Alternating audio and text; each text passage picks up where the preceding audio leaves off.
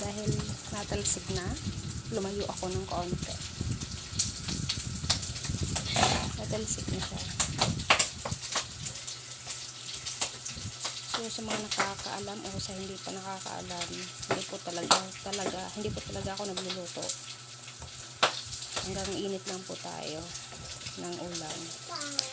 Minsan nagluluto pag kaya, pag alam. Siyempre may mga alam naman din tayo, pero dinadaan po natin sa mga search ganon. So naputok naman na. Tingnan nyo, naputok. Ang sobrang layo-layo. Ang layo-layo ko talaga sa niluluto ko. Sa iniinit ko. Tingnan nyo. Ayan. O, diba? Ang layo ko.